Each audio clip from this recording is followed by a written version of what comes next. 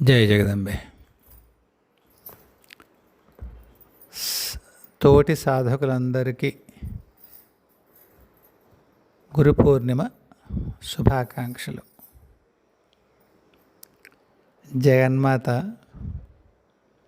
మన సాధనలో వచ్చేటువంటి కష్టాల్ని దుఃఖాలుగా మారనివ్వకుండా మనందరినీ సుఖంగా గమ్యం చేర్చాలని ప్రార్థిస్తున్నాను. మీ అందరి తరపున, మా ఇద్దరి తరపున. ఎందుకంటే ఈ గురుమండల రూపిణి అన్నప్పుడు అమ్మతో ఇంకొకలా ఉంటుంది. అక్కడ అమ్మ మాస్టర్ కదా, ఉత్తప్పుడు ఎలాగైనా గంతులేయచ్చు. గురుమండల రూపిణిగా ఉన్నప్పుడు కొద్దిగా ఏ మర్యాదలు ఉంటాయో అలా. ఒక చిన్న ఉదాహరణ చెప్తాను. ఒకానొక మైల్ స్టోన్ సాధనలో ఏదో జరగాలి. ఆవిడ చెప్తోంది, భౌతికంగా అది అవడం లేదు. సరే, నువ్వు చెప్పేవి కదే అవడం లేదు, ఇది ఇలా ఉంది ఏమిటి అనుకుంటూ అడిగేవాడిని.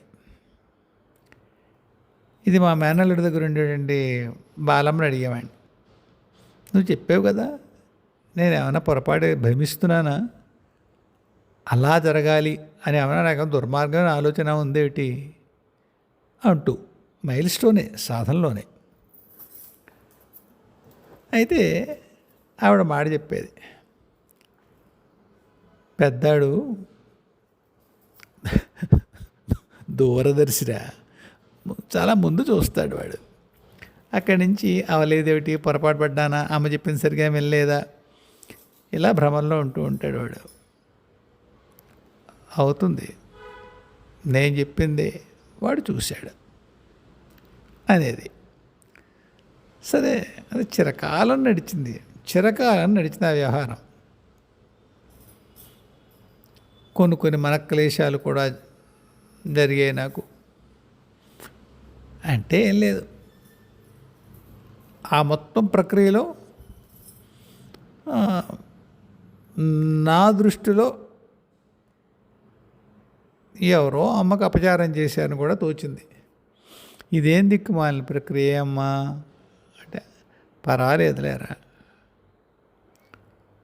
అపచారాలు జరిగితే దానికి సరైన ఉపచారాలు జరుగుతాయి, నువ్వు అలా ఉండు అనేది. చిరకాలం అని అన్నానంటే చిరకాలం జరిగింది. సరే, మొత్తానికి ఇది ఆ మైల్ స్టోను, ఆ మజిలీ దాటింది. నేను ఒకలాంటి అమ్మ చెప్పింది అయింది, లేదా ఫలానా మజిలీ జరిగింది అనేటువంటి సంతోషం కంటే ఒక జస్ట్ ఏమంటుంది దాన్ని, ఒక ఉపశమనం, ఎటువంటి ఉద్వేగము లేని ఉదాసీనత. వాడి ఫోన్ చేసి ఇలా జరిగిందిరా అని చెప్పలేదు. నన్ను అడిగింది, వాడు అనుకున్నది అయిందా అని. ఆవిడ చెప్పేకెందుకు అవ్వదు, అయింది. ఆవిడంది, మరి నాకు చెప్పలేదారా వాడు అంది. ఈవేళ పూజ ఎవరికి చేసాడే అంది. శ్రీచక్రానికి రోజు చేస్తాను పూజ, షోడశోపచార పూజ. అలవాటైన మూర్తులు, అలవాటైన చోటు, పక్కన ఇళ్ళని అందిస్తుంది, నడిచిపోతుంది. మసగగా ఉంటుంది కానీ అర్చన చేయలేను, పాత్రాసాధన అవకాశం లేదు. సరే, ఈవేళ ఎవరికి చేసాడేం పూజ కనుక్కో పెద్దాడిని. గురుమండల రూపిణి అని నీకే చేశానమ్మా. అదే ఒక్కసారి ప్రకృతిలో అందరికీ తెలుస్తుందని పైకి కంఠం లోంచి మాట బయటికి, ఇప్పుడు మనసులో తలుచుకొని చేసాడు వాడు, మాట బయటకు వస్తే ప్రకృతిలో అది అందరూ వింటారు, అందరికీ అది దృష్టిగోచరం అవుతుంది, పెద్దాడు ఇలా చేశాడు అని. అందుకని పైకి చెప్పన్నా, నాకు తెలియదేంట్రా అన్నది అక్కడ కాకుండా ఆ మజిలీ అయిన తర్వాత నాకు ఎందుకు చెప్పలేదురా, నీకు ఫోన్ చేసి అమ్మకి చెప్పు ఎందుకని లేదు వాడు అంటే, అమ్మే చేయించింది కదా, అమ్మే చూపించింది, అమ్మే చేయించింది, కానీ చెప్పలేదు అన్నాను నేను. చెప్పాలి కదరా అని సరదాగా అంటున్నాను. వాడేం బాధపడక్కర్లేదు, పర్వాలేదులే, నేనేం అనుకోలేదు. లేదులే అమ్మ, నీ దగ్గర సరదా మాటలే ఉండవు, సరదాగా కనిపిస్తుంది సుమా బాలా త్రిపుర సుందరి, సరదాలే ఉండవు, సరదాలుండవు. క్షమార్పణ చెప్పాను. అన్నింటికీ అడ్డమైన దానికి రే అమ్మే ఉంటుంది కనుక్కో అంటూ ఉండేవాడిని. ఆవిడెప్పుడో చెప్పింది, చిరకాలం అంటే చిరకాలం ముందు ఎప్పుడు నాయన ఇలాంటి పరిస్థితులు ఉంటుంది, ఇలా జరుగుతుంది, తర్వాత నీ కార్యక్రమం, దాని ప్రవాహం, మార్పు ఏమో చెప్పింది ఆవిడ. నేను భ్రమపడ్డానేమో అని అంతవరకు వెళ్ళిపోయాను నేను. సరే, మరి అంత అయిన తర్వాత, జరిగిన తర్వాత అమ్మకి చెప్పాలి కదా. ఇప్పుడు ఒక కష్టం వస్తే ఆవిడ తెలియదా అని ఊరుకోలేదుగా. వాడికి ఫోన్ చేస్తారు, ఇలా జరిగిందిరా అమ్మకు ఒకసారి చెప్పు, నేను చూస్తాలేరా. మీకు ఒకసారి చెప్పాను గుర్తుందా, ఒకానొక ఇబ్బంది వచ్చినప్పుడు రాత్రి 1 గంట 2 గంటల వేళ వేరే సమ్ నెగిటివ్ ఫోర్స్ ఏదో ఇబ్బంది పెట్టినప్పుడు ఎవరికి ఫోన్ చేయాలో తెలియక, ఇప్పుడు ఎవరికి వాడు చిన్నపిల్లాడు, వాడు చిన్నపిల్లాడు అంటే 10 వయసులో ఉంటాడు, 30s మిడ్ 30sలో ఉంటాడు. 1 గంటకి వాడికి ఫోన్ చేయడం భావ్యం అనిపించలేదు నాకు. అంచేత ప్రత్యక్షంగా దానికే చెప్పాను అమ్మకి, అమ్మ వాడికి చేయడం కుదరదు కానీ ఇలా ఉందే పరిస్థితి అని. తత్క్షణం కనిపించింది ఆవిడ. నేను చూస్తాను పడుకో అంతే. నిజంగానే అలా జరిగింది. ఆ తర్వాత మర్నాడు పొద్దున్న వాడితో అందుట, ప్రోటోకాల్ బ్రేక్ చేసి పెద్దాడి ఇంటికి వెళ్ళాను నేను అని. అదేమిటి ప్రోటోకాల్ బ్రేక్ చేయడం ఏంటి, పెద్దాడి ఇంటికి వెళ్ళడానికి అంటే వాడు తెలుసులే. ఏమిటంటుంది మా బాలమ్మ ప్రోటోకాల్? అవునరా, నీ దగ్గర అంశ నీ దగ్గరే ఉండాలి. ఆవిడతో నేను మాట్లాడాలంటే నీతోటే, నీ ద్వారానే మాట్లాడాలి. నా దగ్గర ఇంకొక అంశం ఉంది, ఆవిడ ఇంత వైయక్తికమైనటువంటి స్థాయిలో విషయాలు చూడదు, చాలా గ్లోబల్గా ఉంటాయి వ్యవహారాలు ఆవిడతో. చెప్పాను కదా, మా మేనల్ దగ్గర ఉండే బాలమ్మ 6-7 ఏళ్ల పిల్ల, నా దగ్గర ఉండే పిల్ల 11 నుంచి 14 ఏళ్ళ వయసులో ఉంటుంది. అంతేమీ తొక్కుడు బిళ్ళాడుకుంటూను గవ్వలాడుకుంటూ కనిపించదు, ఎప్పుడూ ఒకలాంటి తీవ్రతలోనే ఉంటుంది అమ్మ. ఎలా ఉంటుంది, బ్రిక్ రెడ్ డ్రెస్లో ఉంటుంది. అది చాలా ఉద్ధృతమైనటువంటి క్రియాశీలతలో ఉండేటువంటి స్థితి అని చెప్పి ఎవరో పెద్దవాళ్ళు చెప్పారు. సరే, సో ఆవిడకి అమ్మాయి ఆయుష్ వస్తుంది, తలపొడి వస్తుంది అనలేమన్నమాట. అనలేకపోయాను నేను కూడా, ఇంట్లో బాలం ఉండి కూడా అనలేకపోయాను అన్నమాట. వాడికే చెప్పాలనుకున్నాను. ఆవిడ ఇక్కడికి రాదు, అలా ఉంటుందా? రెండు బాలా త్రిపుర సుందరి యొక్క 2 రూపాలు, 2 అంశాలు, 2 స్థితులు ఉన్నాయా? ఉన్నాయి. కాబట్టి ఆవిడ ఇక్కడ రాకూడదట. ఆవిడ అక్కడిని తలుచుకుని పెద్ద బాలమ్మకి చెప్పచ్చు కదా, ఇలా లేదు, it doesn't work that way. So ఎందుకు చెప్పానంటే, ఈ కథ ఇంత పూర్వం చెప్పిందేనా మళ్ళీ ఎందుకు చెప్పానంటే, నేను అంటాను కదా కంటెక్స్ట్ కోసం అని. మరి నాకు ఫలానా ఇబ్బంది వచ్చినప్పుడు అర్ధరాత్రి 1 గంటకో 2 గంటలకో వాడి దగ్గర ఉన్న బాలమ్మకి ఒకసారి వివరం చెప్దామని చెప్పి ఆవిడ తలుచుకుని చెప్పాను. ఆవిడ ప్రోటోకాల్ బ్రేక్ చేసి వచ్చింది, సర్దింది. మరి ఆవిడ చెప్పిన ఇంకొక స్థితి ఎన్నేళ్ళ తర్వాత రానివ్వండి, ఆవిడ చెప్పాలి కదా, నేను భౌతికంగా ఫోన్ చేసి సమాచారం వాడు చెప్పాలి. అంతకుముందు ఏమడిగింది? ఈవేళ గురు పూజ ఎవరికి చేసాడు పెద్దాడు? ఆవిడ తెలుసు ఈవేళ గురు పూజ పరిస్థితి ఏమిటో. మరి గురు పూజ చేయకుండా ఎలా? గురు పౌర్ణమి నాడు మామూలు గురుగారు మెసేజ్ పెట్టడం అంతా కథ వేరే. గురుమండల రూపిణైన నీకు చేశాను తల్లి అన్న సమాధానానికి బాగా చేశాడు. ఆ పాట పై కనిపించాలి ఎందుకదు? అంటే అంతంత, అంటే ఒక మాట పైకండానికి మనస్సులో భావించడానికి కూడా వాటి వాటి ప్రాముఖ్యత వాటికి ఉంటుంది అంటారు కదూ. పెదివి దాటితే పృథివీ దాటుందంట. పృథివీ దాటిన వెటకారంగానే వేళాకోళంగా అనలేదు. పక్కవాడి తెలిసిపోతుంది పైకంటే కాదు. కాదు, ఆ శబ్దం ఎక్కడికి వెడుతుందో మనకు తెలియదు. ఒక మాట పైకనకండి అంటారు. అరే ఆ మాట పైకనకు అంటారు. కొన్ని పైకనాలి, కొన్ని అనరాదు. మీకు గుర్తుందా? పాపికొండల దగ్గర కథ చెప్పానే, పడవలో వస్తుంటే, పూర్వం ఇప్పుడు కాదు, భద్రాచలంలో పాపికొండల దగ్గర లాంచి వస్తుంటే చెప్పేవాడు, హెచ్చరించేవాడు, అమ్మ పాపికొండల దగ్గరికి వస్తున్నాం, అందరూ మౌనంగా ఉండండి, దేవుడి దండం పెట్టుకోండి. అదేదో గండి ఏదో పేరు ఉండేది దానికి. తీవ్రంగా బాగా ఒడి ఎక్కువగా ఉంటుంది నీరు, గోదావరి.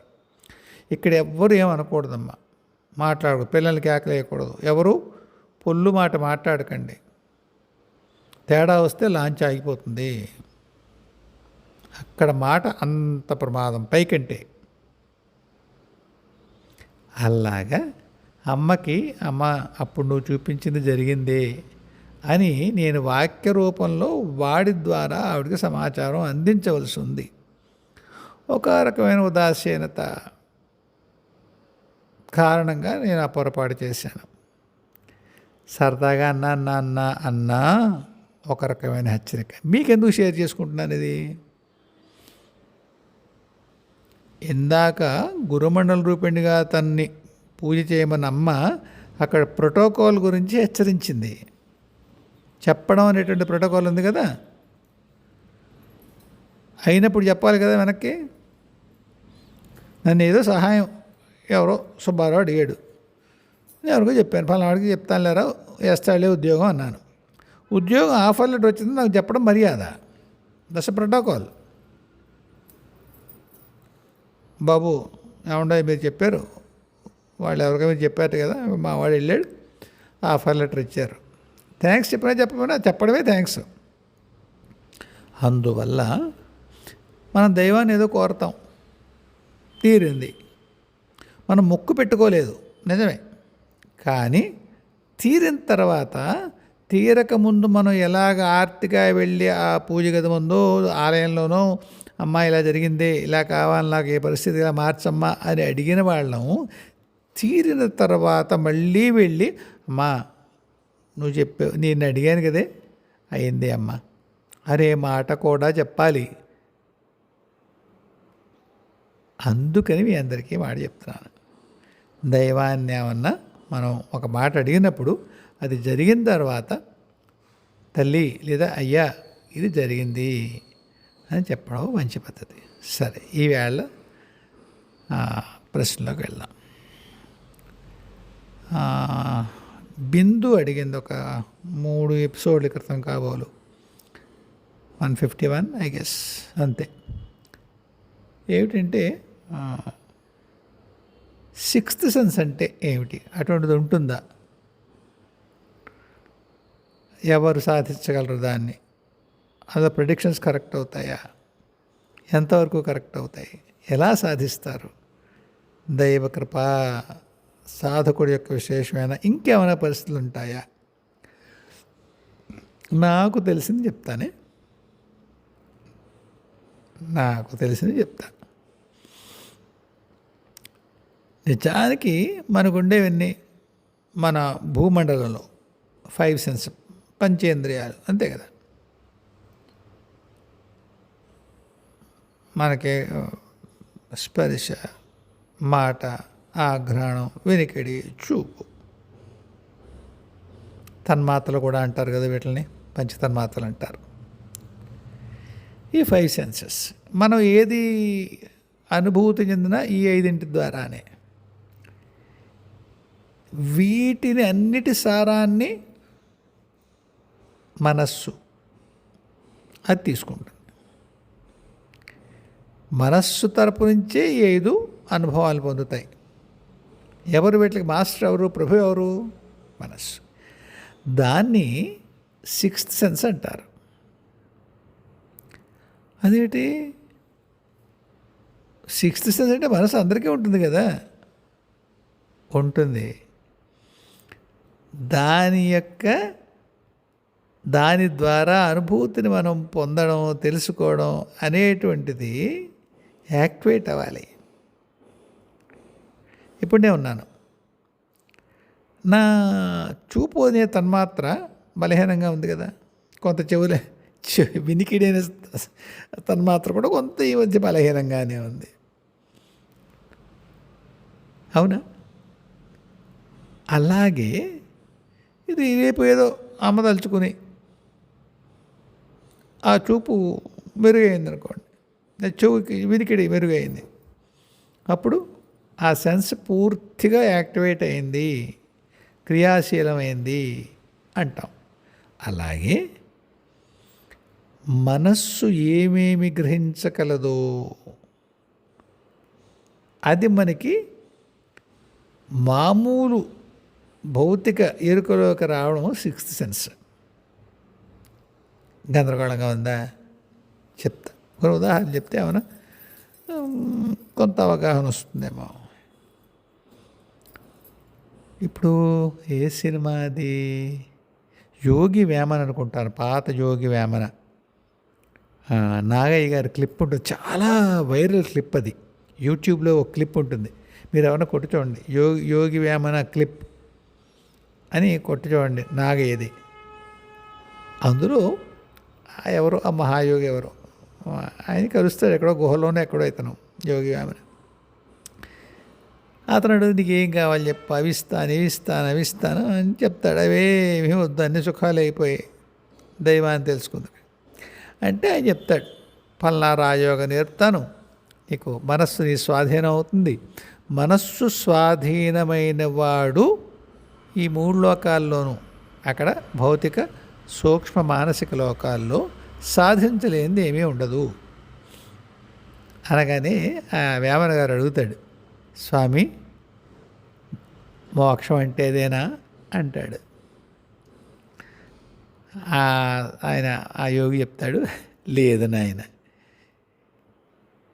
మనస్సుని వశం చేసుకోవడం వల్ల వచ్చేటువంటి ఏవైతే సిద్ధులు ఉంటాయో వాటిని దాటి ఈ సిద్ధులతో సంబంధం లేకుండా ఉండేటువంటి పరమాత్మిక తత్వాన్ని చేరుకోవడం మోక్షం. లేకపోతే మనస్సు చేసే మోసాల్లో ఇక్కడే ఉంటాం, ఏవో మహిమలు వస్తాయి, ఆ మాయలో ఉండిపోతాం. అర్థమవుతుంది కదా. 6th సెన్స్ అనేది ఒక మాయే, రెండో అభిప్రాయం లేకుండా మాయ. అయ్యో అలా అనేవి మహాత్ములు కూడా 6th సెన్స్ ఉంటుంది, వాళ్ళు చెప్తూ ఉంటారు కదా. అవును, మహామాయకి వాళ్ళు లోబడేరు అనలేదే నేను. అది మాయ.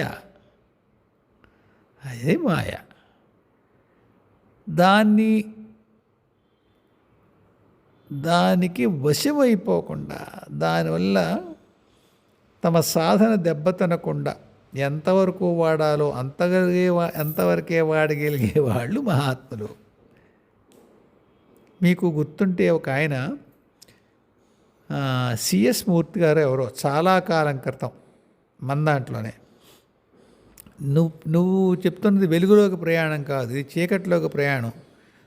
ఎవరో సమస్య చెప్తే వాడికి అక్కడ గుడి ఉంది, ఇక్కడ గోపురం ఉంది, మీ ఇంటి వెనకాల చెట్టు ఉంది, ఆ పక్క పెరడు ఉంది, ఆ పక్క ఏదో చెరువు ఉంది, కొబ్బరి చెట్ల చోట ఏదో గుడి ఉంది, ఇలా చెప్తావు కదా నువ్వు. అందరికీ వస్తాయి సాధన చేసిన కొత్తలో. వాటిలో ఇరుక్కుపోయి ఉంటే నీ సాధన కుప్పైపోతుంది. అప్పుడు నువ్వు వెళ్ళేది వెలుగులో ప్రయాణం కాదు, చీకట్లో ప్రయాణం. మేలుకో అని రాసాడు నాకు ఆయన. మనం వాళ్ళు కొంత నొచ్చుకున్నారు, ఊరుకోవయా నువ్వు నీ పని నువ్వు చూసుకో అని. ఆయన కొద్దిగా కటువుగా చెప్పాడు. సిఎస్ మూర్తి అనుకుంటాను ఆయన పేరు. నమస్కారం పెట్టాను నేను. అన్న మీరు చెప్పింది రైటే, కాకపోతే ఈ సిద్ధిని ఇది నాకు సిద్ధిగా రాలేదు. సిద్ధిగా వస్తే ఏమవుతుంది, ఎవరికైనా నేను ప్రెడిక్ట్ చేయగలను. మీ యోగ్యతతో సంబంధం లేకుండా మీకు అది చెప్పచ్చా చెప్పకూడదా అనేటువంటి విచక్షణ లేకుండా ప్రెడిక్ట్ చేస్తాను నేను. 6th సెన్స్ యాక్టివేట్ అయింది. మీరు ప్రశ్న వేస్తారు, ఇలా మా అబ్బాయికి ఒంట్లో బాగలేదు కొద్దిగా చూస్తారా, వెంటనే పలానా చేయండి అమ్మా, దానికి దానికి ఉపశమనం ఉంటుంది కూడా ఒక్కొక్కసారి. ఎందుకు ఉపశమనం కూడా కనిపిస్తుంది కదా నాకు. కానీ మీ అబ్బాయికి ఆ కర్మ తీరకపోతే ఎప్పుడైతే వాడు నిస్సహాయుడిగా ఉంటాడో అప్పుడు ఆ కర్మ తిరిగి వస్తుంది, అప్పుడు వాడు తీర్చుకోలేడు. అమ్మ బిందు, ఇది మిమ్మల్ని ఉద్దేశించి కాదు సుమా, మీ అబ్బాయి అన్నా అని చెప్పి మీకు అబ్బాయి ఏదో కంగారు పడకండి, అలా ఏం లేదు. ఊరికే ఎదుర్కొన్న వాళ్ళు చెప్పడంలో అలవాట్ల భాగం మాత్రమే. ఎందుకంటే ఈ మాటని అనకపోతే మళ్ళీ మీకు ఇబ్బంది. ఎవరో ఒకళ్ళు అడిగారు, నా కొడుకు ఇలా ఇబ్బంది ఉంది చూడండి. నాకు 6th సెన్స్ యాక్టివేట్ అయింది అనుకున్నాం. సిద్ధిగా, అమ్మ ఇచ్చిన విభూతిగా కాదు, సిద్ధిగా నేను సాధించుకున్న ఒక సిద్ధి. సరే, మీది ముందుకెళ్ళేలో ఒక ప్రశ్న ఉంది ఆవిడది, మన బిందుది. ఎవరు సాధించగలరు? ఏ సాధకులైనకైనా ఒక స్థాయి సాధన చేసేసరికి వస్తుందమ్మా 6th సెన్స్. అది పరమేశ్వరు, నువ్వు అన్న మాటే కరెక్ట్. పరమేశ్వరు దయ, ఆ సాధకుడు యొక్క స్థాయి, దాన్ని బట్టి ఏ స్థాయి విషయాలు చూడగలుగుతాడు అనేది కూడా నిర్ణయించబడుతుంది. ప్రెడిక్షన్లు కరెక్ట్ అవుతాయా? అవుతాయి. ఎంత కరెక్ట్ అవుతాయి? ఒకసారి బాలమ్మ చెప్పింది, నేను ప్రెడిక్షన్స్ ఇవ్వనురా అని. ఈ ప్రెడిక్షన్ ఎందుకు? ఈవేళ ఏ స్థితి ఉందో అది చెప్తారు. కాసేపు ఉన్నాక లేకపోతే కొన్ని రోజుల తర్వాత, కొన్ని నెలల తర్వాత ఆ స్థితి ఉండదు. అప్పుడు ప్రెడిక్షన్ ఏమవుతుంది? గతిశీలంగా ఉంటుంది అక్కడ పరిస్థితి. సూక్ష్మలోకాల్లో పరిస్థితులు గతిశీలంగా ఉంటాయి. డైనామిక్ అంటాం కదా ఇంగ్లీష్లో, అలా మారచ్చు అవి. మీరు, నేను ఆ అబ్బాయి ఉదాహరణ మర్చిపోలేసుమో చెప్తాను. మీరు ఒక క్రాస్ రోడ్స్లో ఉన్నారు. ఎటు వెళ్ళచ్చు? మీరు 4 మార్గాల్లో ఎటో ఒక చోట వెళ్ళచ్చు. అక్కడ మీకు అటువంటి ఎంపిక చేసుకునే అవకాశం ఉంది. క్రాస్ రోడ్స్లో ఉన్నారు మీరు. ఎటు పెడితే ఏమవుతుందో, ఒక్కొక్క 4గింట్లోనూ 4 వైపులు వేరు వేరు గమ్యాలు చేరుతారు మీరు. ఎవరన్నా ప్రెడిక్ట్ చేయాలంటే ఏం చెప్పాలి? అయితే ఒకటి చెప్తారు, ఎక్కువ ప్రాబబిలిటీ అవకాశం ఉన్నది చెప్తారు. అది కాకుండా మిగతా 3 ఏదైనా జరగచ్చు. దానికి 1,90,000 పెర్మిటేషన్స్ కాంబినేషన్స్ ఉంటాయి, ఏది జరగచ్చు అని. అందువల్ల ప్రెడిక్షను అన్నప్పుడు నిజం అవదు. ఒక్కొక్కసారి చెప్పిన వాడి వాక్శుద్ధిని బట్టి నిజమవుతుంది. జీవుడు ఏదన్నా ఎన్నుకోనివ్వండి, ఈయన వాక్శుద్ధి కారణంగా జీవుడు ఆ ఎంపికే, ఆ మార్గాన్నే ఎన్నుకుంటాడు. మరి మిగతా 3 మార్గాలు ఏమైపోతాయి?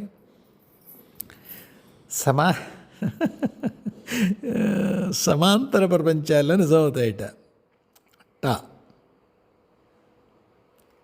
సమాంతర పరిధుల్లో అవుతాయి. ఇప్పుడు కాలేజీలో ఓ శుభలక్షణం ప్రేమించాడు వాడు. ఎన్నుంటాయి? శుభలక్షణం పెళ్లి చేసుకోవడం, శుభలక్ష్మితో పెళ్ళాక విడిపోవడం, పెళ్ళైన తర్వాత శుభలక్ష్మిని కలవడం, పెళ్ళైన తర్వాత అసలు శుభలక్ష్మి జీవితంలోనే ఉండదు. వీడికి చాలా మంచి అమ్మాయితో పెళ్ళి అవుతుంది, సుఖంగా ఉంటే మళ్ళీ శుభలక్ష్మి గుర్తు రాలేదు అనుకుందాం. శుభలక్ష్మితో పెళ్ళి అయితే ఒకలా ఉంటుంది, పెళ్ళైన కొత్తలో బాగుంటుంది, తర్వాత ఇంకేవో వస్తాయి, అందరి లాగే జరుగుతుంది జీవితం. పెళ్ళి అవ్వలేదు, విరహంలో పడి ఏదో ఆత్మహత్య ఏదో చేసుకున్నాడు, చచ్చాడు, అదో మార్గం. పెళ్ళి అవ్వలేదు, తర్వాత ఎక్కడో శుభలక్ష్మి వీడు తారసపడ్డారు, మళ్ళీ స్నేహం కొనసాగించారు. చండాలం అయిపోయింది, మంగళం అయిపోయింది. శుభలక్ష్మి సంసారం నాశనం అయిపోతుంది, ఈ సుబ్బారావు జీవితం నాశనం అయిపోతుంది. 4వది, శుభలక్ష్మి దొరకలేదు, ఎవరు వాళ్ళు నానబెట్టుకుని సంబంధం చేసుకున్నాడు, బంగారం పిల్ల. అసలు శుభలక్ష్మి దొరకలేదనేటువంటి బాధ పోయింది, సుఖంగా సంసారం చేశారు. ఎన్నున్నాయి? కాబట్టి ఒక్కటి జరిగితే మిగతా 3 కూడా వాడికున్న అవకాశాలు, వాడివేవి. ఆప్షన్ ఉంది అంటే అది వాడికే. మరి జీవుడికి ఒక ఆప్షన్ అంటే వాడుకోవాలిగా ఎప్పుడప్పుడు. ఇంకొక జన్మలో వాడుకోవచ్చు, ఇదే జన్మలో మీరు ఒక కోరిక ఒక మార్గం వాడు ఎన్నుకుంటే మిగతా 3 కూడా ఎక్కడో అక్కడ సాధ్యపడతాయిట, వేరే వేరే పరిధుల్లో. ఒక్కోసారి కళలో కూడా ఒక పరిధిగానే నిర్ణయిస్తారు, ఒక్కొక్కసారి. మీకు ఒకసారి చెప్పాను నేను, ఒకానొక బలమైన కోరుకున్నప్పుడు, మన శుభలక్ష్మి ఉదాహరణ తీసుకుందాం. వీడు పెళ్లి చేసుకోవాలి, గింజుకుపోతున్నాడు, ఇంకో అమ్మాయిని పెళ్లి చేసుకున్నాడు, ఉన్నాక శుభలక్ష్మి గుర్తొస్తుంది వీడికి. హఠాత్తుగా వీడికి శుభలక్ష్మి మీద ఇంకా ఆ బెంగ పోతుందిట. ఏమి అంటే సమాంతర జీవితంలో, సమాంతర పరిధుల్లో ఎక్కడో శుభలక్ష్మి వీడు పెళ్లి చేసుకున్నాడు. వెటకారంగా ఉందా? కాదయ్యా, నిజం. సమాంతర పరిధుల్లో ఒకానొక జీవితంలో వీడికి శుభలక్ష్మికి పెళ్ళయింది. అది జీవస్థాయిలో పరితృప్తమైపోయింది, ఆ రగులుతున్న కోరిక, శుభలక్ష్మే కావాలి నాకని. అది ఇక్కడ ఉన్నటువంటి మనస్సుకు కూడా ఏమంటుంది దాన్ని సుకూన్ అంట హిందీలో, ఏమంటుంది మన తెలుగులో ఏమనొచ్చు, ఒక సౌఖ్యం, మానసిక సౌఖ్యం అది వచ్చేస్తుంది. హఠాత్తుగా వాడికి శుభలక్ష్మి బాధించదండి, వాడి జ్ఞాపకం అలా ఉంటుంది. ఎవరో పెద్దవాళ్ళు చెప్పిన మాట. సరే, మరి ప్రిడిక్షన్లోకి వచ్చేద్దాం. కాబట్టి ప్రిడిక్షన్ అవుతుందా అవదా అంటే ఇన్ని కారణాలు ఉంటాయి. అయితే ఎప్పుడైతే మీరు దీన్ని సిద్ధిగా వాడతారో ఖర్చు అయిపోతుంది. ఎందుకు? మీరు అనియంత్రితంగా ఆ ప్రిడిక్షన్ వాడతారు. అంటే నేను ఎలా చెప్పను, నొచ్చుకోకుండా. ఇప్పుడు మనం పత్రికల్లో ఇప్పుడు లేదేమో, పూర్వం మాకు ఆంధ్రపత్రిక అదే ఉండేవి. అందులో జాతకములు చెప్పకుండా మీ ముఖము చూసి ఏదో పువ్వు చెప్పినచో, రంగు చెప్పినచో, ఫలానా దుర్గా ఉపాసకులు ఫలానా దుర్గాశాస్త్రి గారు విజయవాడ అప్సరా హోటల్లో రూమ్ నెంబర్ 304లో ఉంటారు, ఫలానా ఇన్ని వారాలు ఉంటారు, కావాల్సిన వాళ్ళు ఈ సమయాల్లో వెళ్ళి సంప్రదించండి. స్వామివారి పూజ అయిన తర్వాత 11 గంటలకి అందరికీ చెప్తారు. అమ్మవారి పూజ అయ్యాక చెప్తాడు ఆయన ప్రిడిక్షన్స్. అమ్మవారు ఉపాసనా బలం వచ్చిన 6th సెన్స్ యాక్టివేట్ అయిందనుకోండి, చెప్తాడు ఆయన. చెప్పినట్టు సిద్ధిగా యాక్టివేట్ అయింది ఆయనకి. మీకు అర్థమవుతుంది కదా? సిద్ధులు విభూతులు చెప్పిన చాలా మొదట్లో 3వ 4వ ఎపిసోడ్ అది. అప్పుడు ఆయన అనియంత్రితంగా చెప్తాడు. అంటే అవతల వాడి కర్మ చూడ్డు, ఏమీ చూడ్డు, ఎదురుకుండా ఎవరో వచ్చారు, ఏదో డబ్బులు తీసుకుంటాడు, 1000 1500 2000 ఆయన పరిస్థితిని బట్టి, ఆయనకున్న పేరును బట్టి తీసుకుంటాడు, డబ్బులు తీసుకుంటే ప్రెడిక్షన్ ఇస్తాడు. దానికి ఏమైనా కర్మ ఉంటే ఉపచారం కూడా చెప్పేస్తాడు. కర్మ ఉన్న చోట ఉపచారం కూడా ఉంటుంది, ఏ ఉపచారం లేకుండా ఉండవుట. కానీ కర్మ పోదు, ఆ కర్మ ప్రస్తుతం మీకు ఉపశమనం దొరికేటో మార్గం చెప్పారు ఎవరో. సరే, ఇప్పుడు ఆ పిల్లాడు ఉదాహరణలోకి వస్తాను నేను. ఓ పిల్లాడికి ఒక అనారోగ్యం ఉంది, లేదో ఒక ఇబ్బంది ఉంది, తల్లి తండ్రి వచ్చారు, ఎవరిని అడిగారు, అయ్యా మా పిల్లాడికి ఇలా బాగోలేదు చూడండి అన్నారు. ఏది ప్రెడిక్ట్ చేయగలడుగా, చేసేసాడు. కర్మ తెలిసినా తెలియపోయినా కర్మ ఉపశమనం తెలుస్తుంది. చూశాడు, మీరు పలానా చోటకి వెళ్ళండి, పనులు చేయండి, మీకు మీ పిల్లాడికి కుదుటపడుతుందండి. కాకపోతే ఏమిటి, నాలాంటి వాడు ఎవడో చూస్తాడు అనుకోండి, నాకు అది సిద్ధి కాదు. ఉంటే గింటే విభూతి, ఉంటే గింటే లేదు.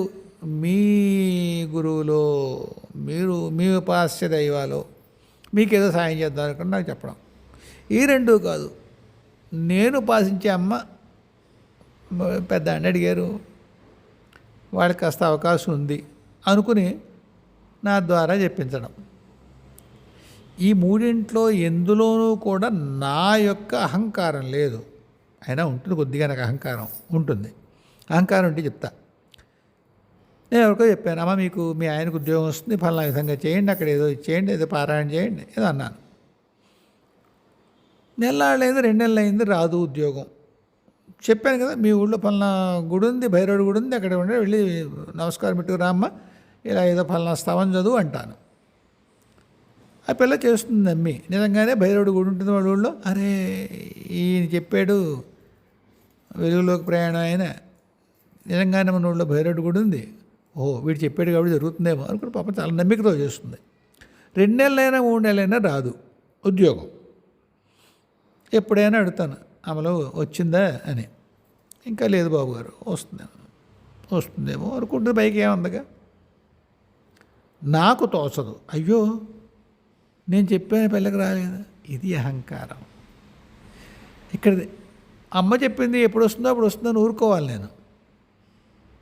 నేనేమనుకుంటున్నాను, అయ్యో నేను చెప్పాను కదా, నేనేమిటి చెప్పడం తొక్క ఏం లేదు కదా, చెప్పబడింది, అయినా నేను చెప్పాను కదా పాపం అని రాలేదని బాధపడ్డాను కూడా, అహంకారం అది.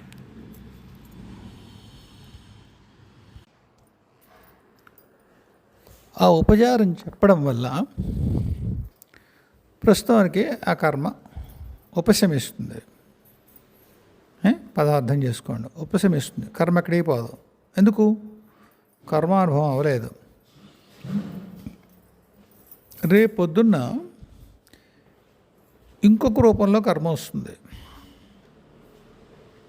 ఒక సహజ ప్రక్రియగా ఇప్పుడు కర్మానుభవం అయిపోవాలి పిల్లాడికి. కర్మానుభవం అవ్వకుండా తెలియకుండా ఒక ఆయన ప్రెడిక్షన్ చెప్పాడు, ఆయనకి 6th సెన్స్ యాక్టివేట్ అయింది, చెప్పేశాడు. నాలాంటి వాడు అనుకోండి చెప్పలేడు. వాడు ఏదో ఈ 3 కారణాలు చెప్పాను కదా, మీ గురువులు, మీరు ఉపాసదేవరు, మా అమ్మ, వేరే విధంగా నేను చెప్పలేను, నాకేం సిద్ధి లేదు, సొంతంగా చెప్పలేను. అందువల్ల ఏమవుతుంది, ఇప్పుడు కనుక ఆ కర్మ ఆ పిల్లవాడు అనుభవించవలసి ఉండడమే మంచిదైతే అది నేను చెప్పలేను, నాకు చెప్పడం కుదరదు, రాదు, నాకు చెప్పాలని అనిపించదు, స్ఫురించదు కూడా ప్రయత్నం చేసిన. అప్పుడు ఏమవుతుంది, మీకు కష్టంతో వస్తుంది, సరే పక్క వాళ్ళకి చెప్పారు అంటే నాకు చెప్పలేదు వీడు దుర్మార్గుడు అనిపిస్తుంది. కానీ ఇప్పుడు ఆ కర్మ అనుభవించడమే సులువు. ఇప్పుడు దానికి ఏదైనా కనుక సిద్ధి కారణంగా 6th సెన్స్ సిద్ధించిన కారణంగా నేను చెప్తే ఏదైతే ఉపచారం ఉందో అది చేస్తే కర్మ ఉపశమిస్తే రేపు అత్యంత నిస్సహాయ స్థితిలో ఉన్నప్పుడు ఆ కర్మ తిరిగి అతని జీవితంలో ప్రవేశిస్తుంది. అప్పుడే వెళ్తారు, కర్మ పోదు అక్కడికి. ఈవేళ కర్మానుభవం అయిపోయింది, సహజ ప్రక్రియగా కర్మ అనుభవం అవుతోంది. మనం చెప్పలేకపోయాను, నన్ను అడిగారు, నేను చెప్పలేకపోయాను, బాధపడ్డారు, ఊరుకున్నారు. కర్మానుభవమే, కష్టమే.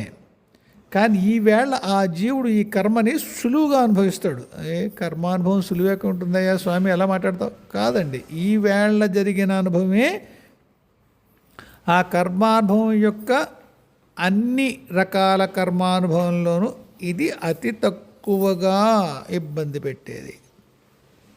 అంటే ఇదే చాలా ఇబ్బందికరంగా ఉంది అనుకుంటే ఈ కర్మతో కనుక మనం మెడిల్ చేసినట్టయితే, అంటే మనం జోక్యం చేసుకున్నట్టయితే, జోక్యం చేసుకోకూడని సమయంలో సిద్ధి వల్ల మనం చేసుకుంటే ఆ జీవుడు ఇబ్బంది పడతాడు. రేపెప్పుడు ఆ కర్మ కొడుతుంది. లేదు దైవము, ఉపాస్య దైవము అలాంటి వాళ్ళు అమ్మవారు ఎవరు చెప్పారు, అప్పుడు వాళ్ళు ఏమనుకున్నారు, ఓకే ఈ ఉపశమనం ద్వారా వీడికి కర్మ కాస్త తగ్గచ్చు అని అనుకున్నారు అన్నమాట, ఏదో పుణ్య విశేషం కారణంగా. అందువల్ల అవుతాయా ప్రిడిక్షన్స్? అవుతాయి. కానీ అది సిద్ధి అయితే మటుకు ఇబ్బంది ఉండే అవకాశాలు ఉన్నాయి. అలా లేదు కరెక్ట్గానే చెప్పాడు అంటే రోగి పాలే కోరాడు, వైద్యుడు పాలే కోరాడు అన్నట్టు ఆ సిద్ధి పొందినటువంటి వ్యక్తి చెప్పింది అతని కర్మలో అప్పటికే అది సులువుగా జరిగే మార్గం సమయం వచ్చింది, రెండూ కలిసే అనుకోండి, అప్పుడు పర్వాలేదు. అంచేత ప్రిడిక్షన్స్ ఉన్నాయి, సిక్స్ సెన్స్ ఉన్నది, యాక్టివేట్ అవుతుంది. సిద్ధిగా అవుతుందా విభూతిగా అవుతుందా అనే విషయాన్ని బట్టి ఉంటుంది. విభూతిగా ఉంటే వాళ్ళ దైవం యొక్క సంకల్పం, దైవం యొక్క జోక్యం. మానవీయమైనటువంటి అహంకారం అంటే నేను అనేటువంటిది నేను చేస్తాను అనేటిది. అహంకారం అంటే ఒళ్ళు పొగరు కాదు, ఎన్నిసార్లు చెప్తాను. ఎందుకంటే అహంకారం మన తెలుగులో ఆ పదం ఒళ్ళు పొగరుగానే తీసుకుంటాం మనం. అది కాదు. అహంకారం అంటే నేను అనే స్ఫురణ, దాని కారణంగా చేస్తాం. ఇది నా సంబంధం లేదు, అమ్మ చెప్పింది చేస్తా లేకపోతే లేదు, అప్పుడు అహంకారం లేదు, ఇబ్బంది లేదు. ఏమ్మా అదే విషయం. సరే, ఇంకొక ప్రశ్నకి వెళ్దాం. ఎక్కువ సమయం లేదు, చూస్తాను. సత్య అడిగారు, అమృతత్వం ఎటువంటి సాధన చేత సిద్ధిస్తుంది? ఆవిడ దానికి సంబంధించిన వెరస్ పెట్టారు అక్కడ. నా కర్మణ నా ప్రజయాధనైన త్యాగేనైకే అమృతత్వమానసుహో అని కబోలు ఉంటుంది. అది నాకు పూర్తిగా రాదు నోటికి. అది నాకు గుర్తుండి ఎవరో పెద్దవాళ్ళు చెప్తుంటే విన్నా, నేను చదువుకున్నది కాదు, అది ఉపనిషద్ వాక్యమేమో అనుకుంటాను. 3 వంతులు మీలో ఎవరో ఒకళ్ళు రేపు రాయనే రాస్తారు కామెంట్స్లోనైనా, ఇది ఫలానా ఉపనిషత్తురా అనో అదే చెప్తారు. సరే, ఉపనిషత్తు తెలియదు కానీ భావం తెలుసు. నాకు తెలిసిన రీతిలో వివరిస్తాను తల్లి. మీ యొక్క కర్మల వల్ల కానీ, మీ సంతానం వల్ల కానీ, మీ యొక్క ధనం వల్ల కానీ అమృతత్వం సిద్ధించదు. త్యాగం వల్ల మాత్రమే అమృతత్వం సిద్ధిస్తుంది. ఇది టూకీగా అర్థం. స్థూలంగా అమృతత్వం అంటే ఏమిటి? స్ట్రైట్ అర్థం ఉంది, చావు లేని స్థితి. ఏ చావు అమృతత్వం అంటే దేని వల్ల, ఏ జ్ఞానం వల్ల, ఏ స్థితిలో మీకు చావు కాదో అది అమృతత్వం. ఆ స్థితి అమృతత్వం.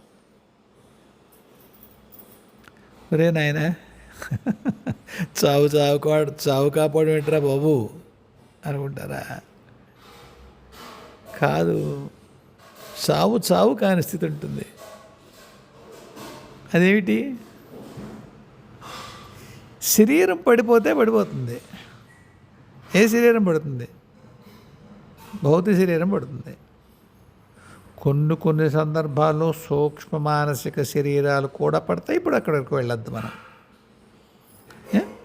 ఒక భౌతిక శరీరమే అర్థం చేసుకుందాం. వస్తాం, పుడతాం, పెరుగుతాం, చస్తాం, పుడతాం, పెరుగుతాం, చస్తాం. జన్మ పరంపర సాగుతూ ఉంటుంది. కర్మలు, కోరికలు మన యొక్క తర్వాత జన్మ నిర్ణయిస్తాయి. ఆ చక్రంలో పరిభ్రమిస్తూ ఉంటాం మనం.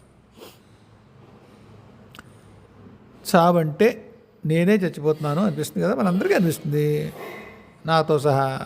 దేహాత్మభ్రాంతి అంటారు దాన్ని. ఆత్మదేహమే ఇదే ఇంక అల్టిమేట్, ఇంక పైన ఇంకేం లేదు అని. అయ్యి మనందరికీ తెలుసు కదా, సూక్ష్మ శరీరం, కారణ శరీరం అవన్నీ ఉంటాయని తెలుసు అంతే. సమాచారం, ఎరుక కాదు. అంతస్తులో తెలియదు మనకి, ఊరికి చెప్పడానికి తెలుసు అంతే. ఇలా మైకట్టుకుని చెప్తాం, ఏముందండి శరీరం రాలిపోతేను అని అదో కవులు చెప్తాము. చావు అంటే భయమే. చావు అనేది శరీరం పడిపోవడం వరకే చావుగా అర్థం చేసుకుంటే అది భయం ఉండదుట. ఆ స్థితి ఎలా వస్తుంది? ఎన్ని విశేషమైనటువంటి కర్మలు చేసినా రాదంటాడు. నాకు అర్థమైన ప్రజయ అంటే పిల్లలు. నాకు తెలిసి వాళ్ళు చేసేటువంటి మీకు తంతు ఏదైతే ఉంటుందో దానివల్ల రాదు. మీ డబ్బు అది రాదు. ఏం డబ్బు?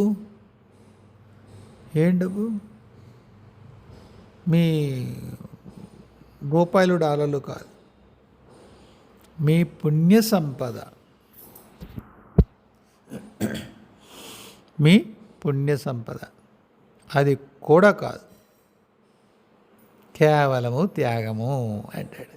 దేన్ని త్యజించాలి? దేన్ని వదులుకుంటే అమృతత్వం వస్తుంది? దేన్ని వదులుకుంటే నువ్వు మళ్ళీ ఇక్కడ నీ ప్రమేయం లేకుండా పుట్టవలసి రాదో? అర్థమవుతుందా నా వాక్యం? దేన్ని వదులుకుంటే నువ్వు నీ ప్రమేయం లేకుండా ఇక్కడ జన్మ ఎత్తక్కర్లేదు. జన్మ ఎత్తకపోవడం కాదు, ఇక్కడ జన్మ ఎత్తక్కర్లేదు, నీ ప్రమేయం లేకుండా. అదేమిటి చెప్పేసాను, చాలాసార్లు చెప్పాను, మళ్ళీ ఒక్కసారి సూక్ష్మంగా చెప్తాను.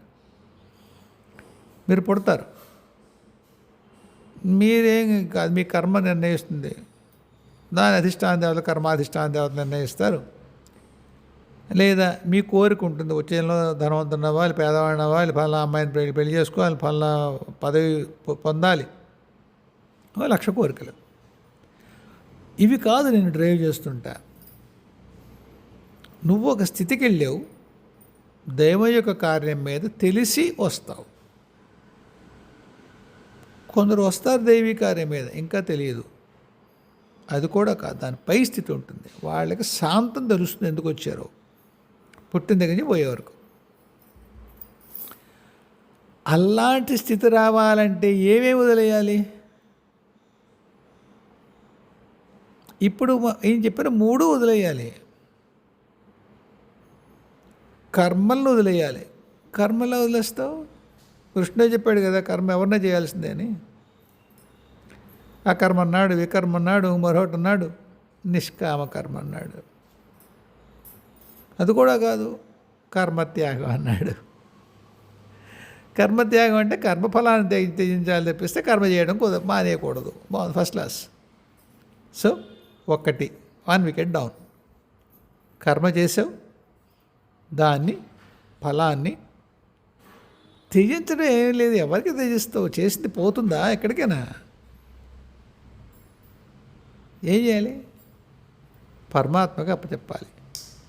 తస్సత్ బ్రహ్మార్పణమస్తు, జగన్మాత చరణానందార్పణమస్తు, గురు చరణానందార్పణమస్తు అంటాం కదా. జపం చేసాం, మరొకటి ఫలం చేసాం, అలా అనుకుంటాం కదా. ఎంత బాధగా ఉంటుందో. 1,000,000 బాలాత్మృతి జపం చేసి దాని ఫలాన్ని నాకు అక్కర్లేదు బాలమ్మ నువ్వు తీసుకో అని అనాలంటే సామాన్యం ఏంటి? ఎంత విశేషమైన ఫలం వస్తుంది 1,000,000 బాల జపం చేస్తే. వదిలేదు అమ్మకి, అది ఎక్కడో వాడుకుంటుంది, వేరే కథ.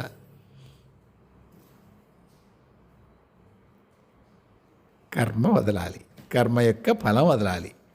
2, మొత్తం చేసే చండాలాలన్నీ భూమి మీద 30 పిల్లల కోసం చేస్తాం, అంతేగా.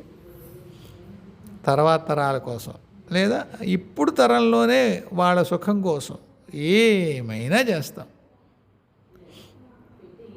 వాళ్ళ కర్మల్ని, వాళ్ళ జన్మ యొక్క ప్రణాళిని మనం నిర్ణయించినట్టుగా భావిస్తాం. భావించి ఒక స్థాయి దాటి వాళ్ళ జీవితంలో జోక్యం చేసుకుంటాం.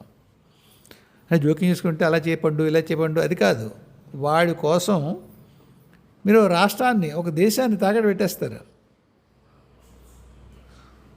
ఒక ఆయన కొడుకు యొక్క వ్యాపారం బాగుపడాలని చెప్పేసి అంటే సుఖంగా ఉండాలని ఒక ఒక ఒక పెద్ద దేశానికి రాష్ట్రాధిపతి ఒక దేశంలో యుద్ధాన్ని ప్రోత్సహించాడు.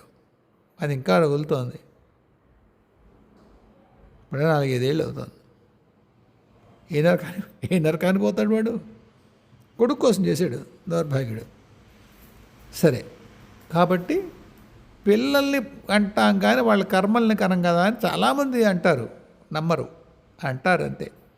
దొల్లుతారు ఆ పిల్లల కోసం.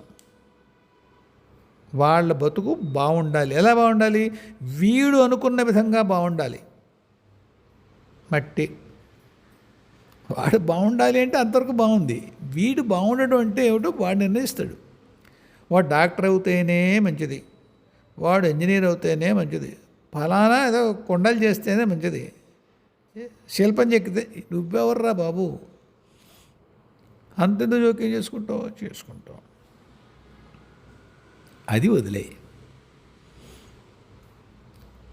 నిన్ను అతి ఎక్కువగా బాధ పెట్టేది, నాది అనిపించేది నువ్వు సంపాదించుకున్నది, ఆ పుణ్యమైనా డబ్బైనా,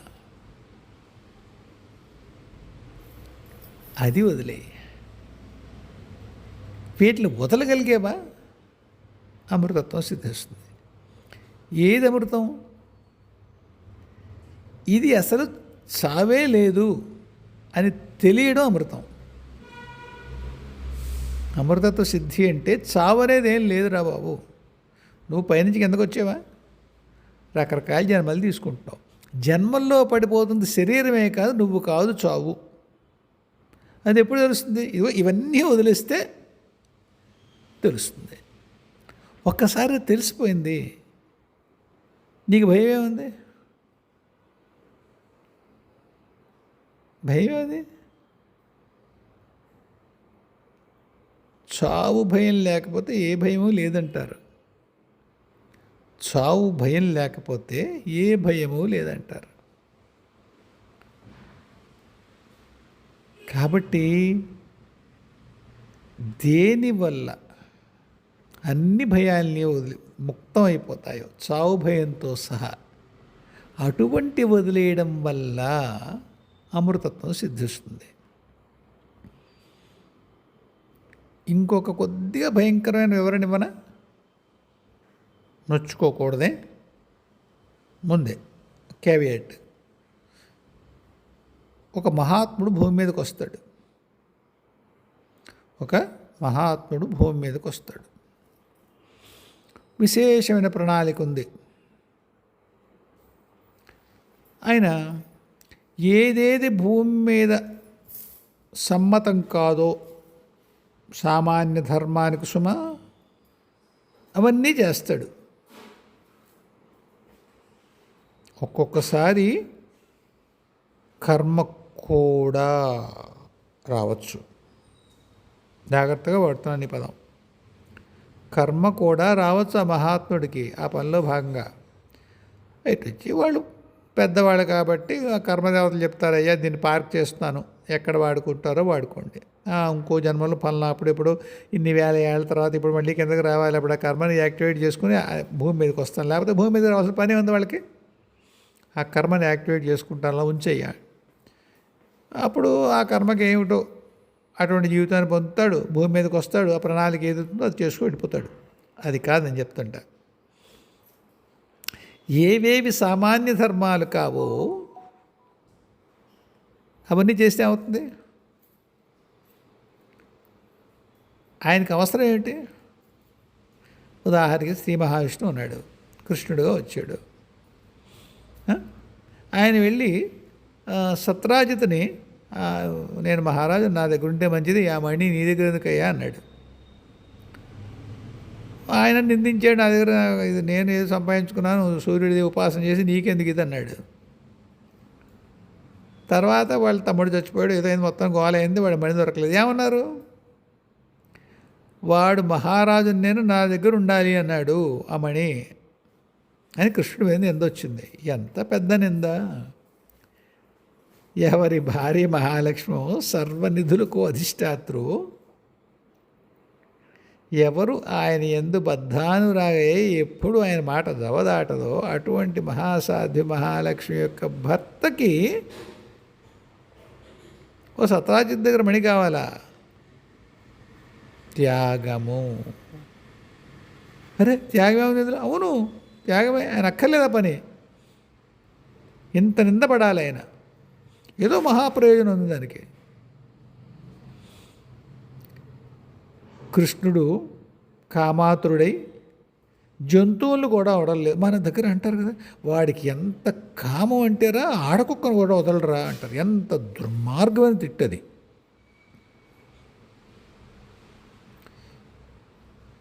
కృష్ణుడు జాంబవతిని పెళ్లి చేసుకుని ఇంటికి తెచ్చేసరికి ఆవిడ ఆడ ఎలుగుబంటి పిల్లట్ట.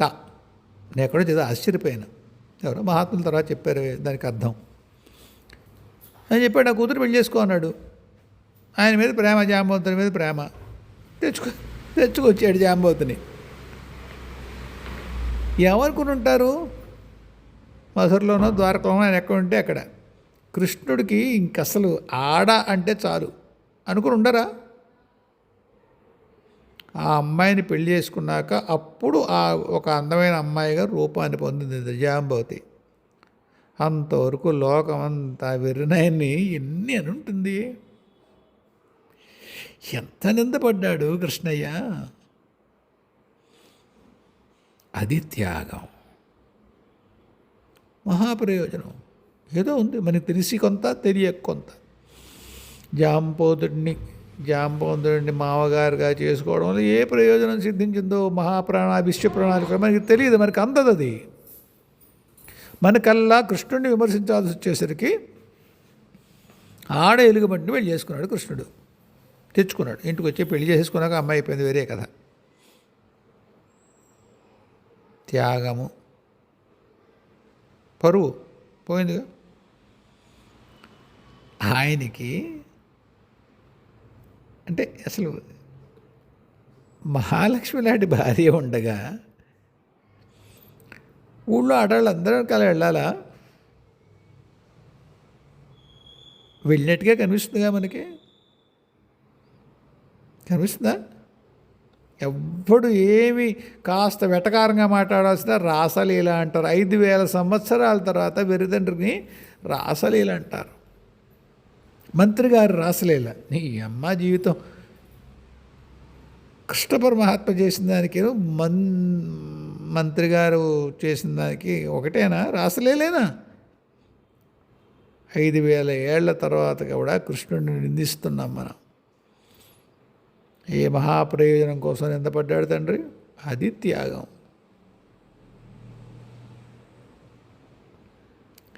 ఇలా మహాత్ములు వైయక్తికమైనటువంటి చరిత్ర, క్యారెక్టర్ అసాసినేషన్ ఉంటుంది. అది అవినా సరే ఇంక ఏ నిందపడ్డా, ఏ చెడు జరిగినా శరీరానికి కానీ, భావానికి కానీ, మనస్సుకు కానీ, దేనికైనా ఒక విశేష ప్రయోజనం కోసం తమను తాము అర్పించుకుంటారు.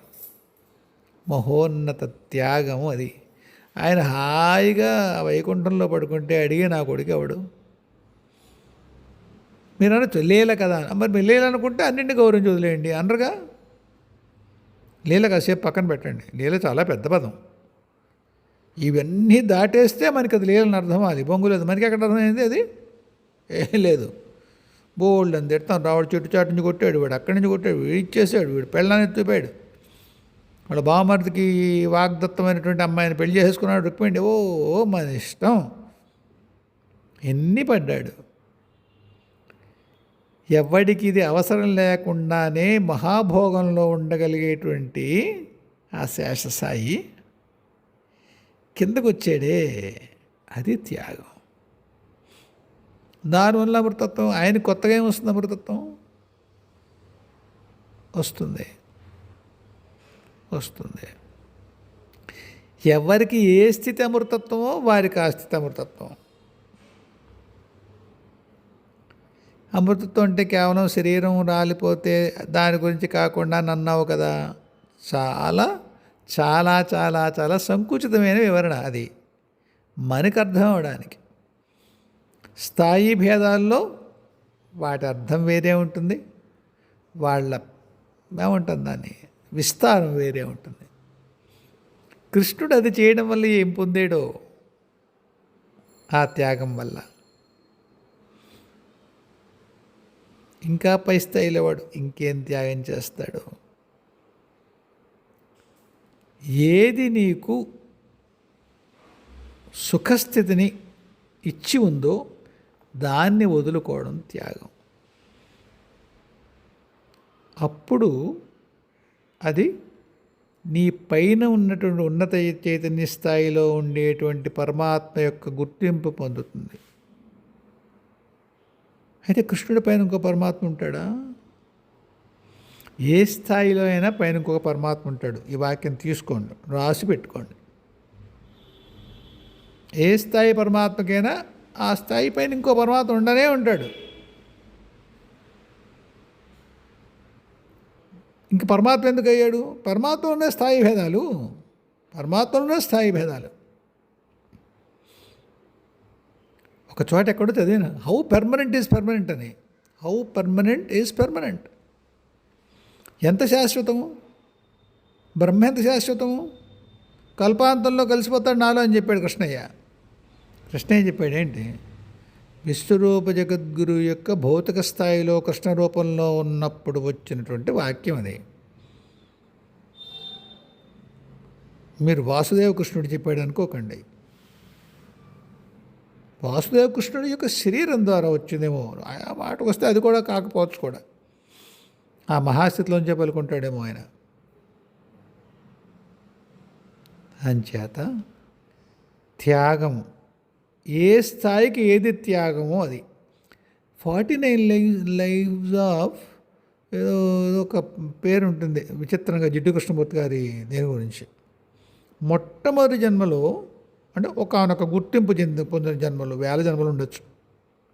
ఆయన ఒక కుక్కగా ఉంటాడు. కుక్కలాంటి జంతువు. అప్పుడు కుక్క రాలేదుట సృష్టిలోకి. కుక్కలాంటి జంతువు ఒక తెగ నాయకుడితో ఉంటాడు. ఒకసారి ఆ తెగ మీద వేరే తెగ వాళ్ళు ఏదో కొట్లాటకు వస్తారు.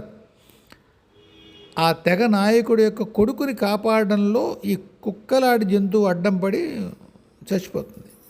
ఆ తర్వాత మనిషి జన్మెత్తుతుంది. తర్వాత 49 జన్మల తర్వాత జిడ్డు కృష్ణమూర్తి అయ్యేట. ఆయన అసలు దానికి జగద్గురువు స్థితికి ఆయన ఎందుకున్నారు. తర్వాత ఏవో లక్ష కారణాలు ఉన్నాయని కూడా ఇప్పుడు దాంట్లోకి వెళ్ళొద్దు. కానీ త్యాగం అలా ఉంటుంది. దానికి ఏ త్యాగం? తన ప్రాణాన్ని త్యాగం చేసింది ఒక కుక్కలాంటి జంతువు విశ్వాసం కోసం. ఆ త్యాగం ఎప్పుడు జంతువులు ఏం చేస్తాయి మట్టుబట్ట, ఫర్ దట్ మ్యాటర్ ఎవరికైనా అది ఇన్స్టింక్ట్. ముందు ప్రాణాన్ని కాపాడుకునే ప్రయత్నం చేస్తాయి. అలా చెయ్యని జంతువు త్యాగం చేసినట్టే. అలా అమ్మ చేస్తుంది కదా. పిల్లాన్ని కాపాడడం కోసం చచ్చిపోయిన తల్లులు కొల్లలు. నువ్వు నీ ప్రాణాన్ని కాపాడుకోకుండా ఇంకొక జీవి ప్రాణాన్ని కాపాడావు. నువ్వు తినగలిగి కూడా ఇంకొకటి పెట్టావు. నువ్వు తింటే ఎవడో కాదండు, పాపం ఏం రాదు. నేను ఒకటి చెప్తూ ఉంటాను నా దగ్గర వాళ్ళందరికీ. పూర్వం కూడా అన్నమాట, మనకుంది కదా అని పెట్టద్దు, అవతలాడికి లేదు కదా అని పెట్టండి. మన దాంట్లో తగ్గించుకుంటాం అవసరం అయితే. మనకుంది కదా అంటే మనం అన్నీ అయిపోయిన తర్వాత పెడతాం. తనకున్న దాంట్లో ఎవరికైనా పెట్టేంటారు పూర్వం. దానివల్ల ఏమొస్తుంది? మంచిదే కాదన్నాం. సరే, అందులోకి ఇప్పుడు మేము వెళ్ళదు. కానీ ఒక్కొక్క స్థితికి ఏది త్యాగము అంటే ఏది వదలడం వల్ల నువ్వు అతి ఎక్కువ కష్టపడతావు అంటే కొండతో ప్రాణోత్క్రమణం జరిగిపోతుందో, ప్రాణాలు వదలాల్సి వస్తుందో, అటువంటి విషయాన్ని నువ్వు త్యాగం చేస్తే అక్కడి నుంచి తర్వాత కడతావు. అది ఒక్కొక్క స్థాయికి ఒక్కొక్కటి. ఒకానొక స్థాయికి వచ్చిన త్యాగం ఇప్పుడు మనం చెప్పుకున్నట్టుగా అది అమృతత్వాన్ని సిద్ధింపజేస్తుంది. అంటే మీకు తెలిసిన మరణం, మీకు ఇంకా మరణం కాదు, మీకు మరణం లేదు. అది కేవలం చొక్కా మార్చుకోవడము, శరీరం మార్చుకోవడం వరకు మాత్రమే మిగిలిపోతుంది. అప్పుడు మీరు జన్మ కర్మ పరంపరలో లేరు. తర్వాత కేవలము దైవీ కార్యాల్లో ఉంటారు. అది ఒకానొక స్థితిలో అత్యున్నత స్థితి. ఎప్పుడు చెప్పానుగా, ఒక చోట అత్యున్నతం ఏమి ఉండదు, అది మారుతూనే ఉంటుంది. అందువల్ల ఏది మనని అతి ఎక్కువగా పట్టి ఉంటుందో, ఏది మన జన్మ కర్మ చక్రాన్ని మనని బంధించుంటుందో దాన్ని వదలడం వల్ల అమృతత్వాన్ని పొందుతాము. టూకీగా స్థూలంగా చెప్పాలంటే అది. ఎందుకంటే ఎవరు అంటే మరి పుస్తకాలు అయిపోతాయి, అక్కర్లేదు, ప్రస్తుతానికి చాలు. మళ్ళీ కలుద్దాం. హాయిగా ఉండండి. జయ గురుదేవ్, జయ జగదంబే, స్వస్తి.